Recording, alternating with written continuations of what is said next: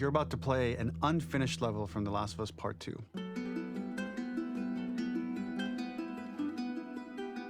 The reason we added this section is there are a few sequences, and we picked the 3 of the best ones, that we cut from the game. You know, often we build a game that's much bigger than what ends up being the final product. They were months away from being finished, but we wanted to give you an insight of what it's like when we built a game, because often we have this whole thing constructed and it doesn't have final art or audio or dialogue. And here you get to see the building blocks of what it's like when we first string a bunch of these levels together. This is the intro to the first deleted level, and this one is the roughest of the 3.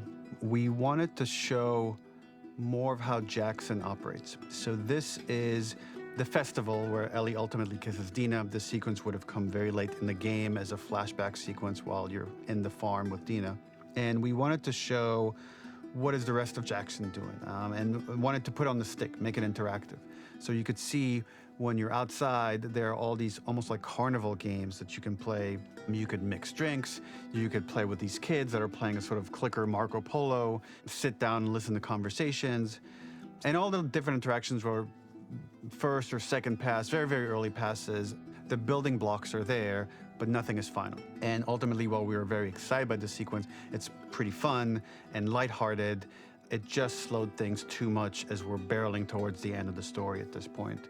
So again, reminder, rough, missing audio, missing animation, missing gameplay tweaks, missing dialogue, but pretty representative of what it would have been. So enjoy.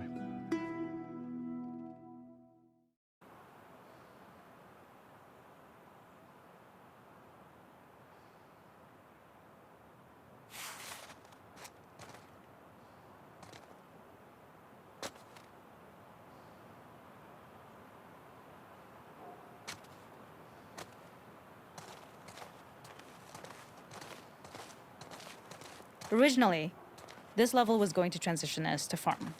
We would go all the way through to the dance, where Ellie and Dina share their first kiss. Then we would play through farm, and when Ellie plays the guitar at night, she would remember the Seth incident. So, the opening for this was a little tricky. We needed it to match at least a little what you might expect emotionally coming from prior beats, because we were already purposefully disorienting you in time and space. Remember, you just came from this huge fight. To jump straight into it would have been a little too jarring. After some back and forth, we rooted it in Ellie's nerves, calling back to her hands shaking in the theater. But this time, for a much more innocuous reason we'll find out later. She's nervous because she has a crush on Dina, who is the only reason why she's here at the dance. Something we really wanted to do was highlight the way their lives had turned upside down since she went down this path. We had this idea of recontextualizing all of our usual gameplay mechanics that were designed for really violent ends. The workbench, door bashes, throwable weapons, and even the infected, which is my personal favorite. Peppered throughout the level are moments of levity or shared history, all the while seeing how happy and mundane they all were before her huge revenge odyssey.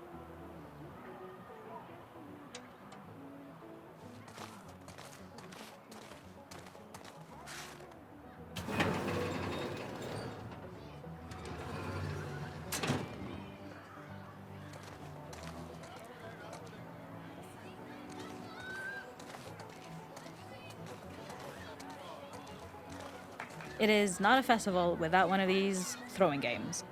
This one, of course, uses our throwable system where you're often chucking explosive things or stunning things, but for a more wholesome purpose, although some people take this game really seriously. A fun aspect of this is if you did well, you could win a toy here. Ellie would place it in her pocket. If you had done this, you'd find the toy with JJ, the baby, later back at the farm. When we cut this, the toy made it through anyway because it was so cute. It is the same one you see on the tractor at the farm. Ollie the elephant.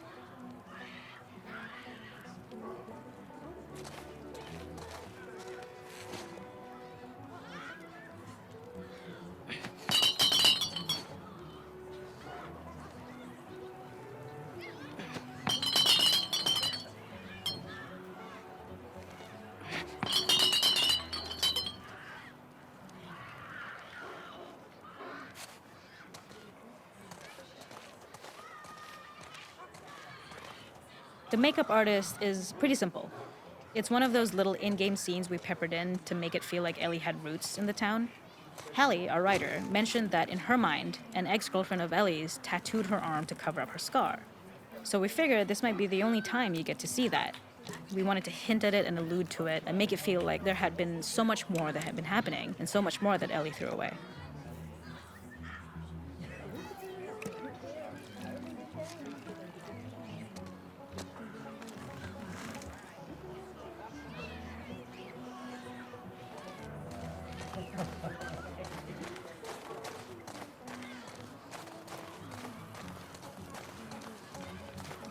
We use our workbench a lot to make a lot of things that kill and maim and hurt people. Here, we had the silly idea of using the same feel, harkening back to the same animations, using the exact same UI to instead fix a drink. Like the workbench, you could pick your base and then you could add something to it. And at the time, we had some different reactions from Ellie based on how strong you chose to make the drink.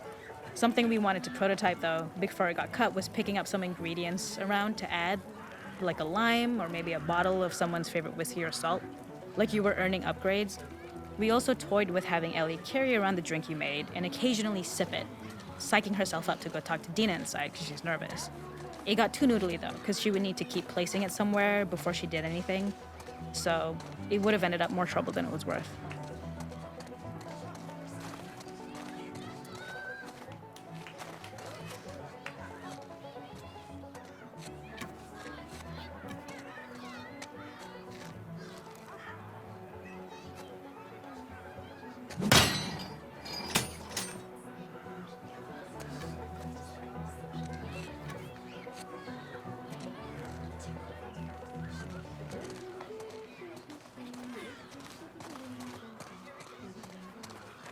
This is one of my favorite sections because I think that it achieves both the slice of life aspect of Jackson while also being a stark reminder of how dark the world that they live in really, really is. To attract attention and curiosity, one of the kids was supposed to make this adorable, messed up little clicker impression and the others would giggle. We tried a version where if you got close enough, the kid might try to follow you a little before turning back. Since clickers are blind and move by echolocation, for this game of messed up tag, Ellie must close her eyes and listen for when the children give themselves away. The thought was that these kids are in relative safety. They still grow up with the dangers of clickers and runners, and all those lessons would embed themselves in the games that they play. When the festival got cut, they tried to preserve this moment and move it to the front of the game where the snowball fight is, as a tutorial. However, being in the headspace of a clicker doesn't really teach you how to deal with them. Eventually, it evolved, and they instead made the snowball fight, which was, I think, way more effective. For me, it's character illuminating that not only does Ellie know this game, she plays along. There's a familiarity with the kids that's really nice to see, especially because it's such a difference from the Ellie we see later, who has a sort of hollow normalcy that she's trying to get with JJ, but kind of fails.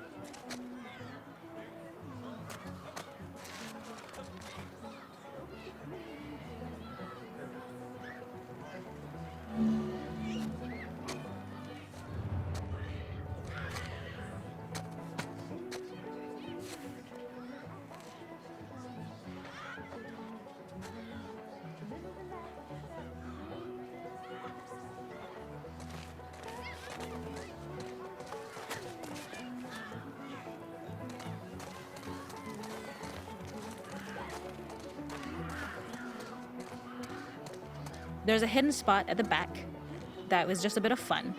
It was highlighting Jackson's normalcy with something we would find in a real world. In the back, you would find teenagers finding some alone time with each other in a dark corner of a party. It was rewarding the player for peeking into a hidden corner, but ultimately redirecting them back to the festival. We also had versions of them smoking weed here, despite Maria's consternation, probably having gotten it from Eugene.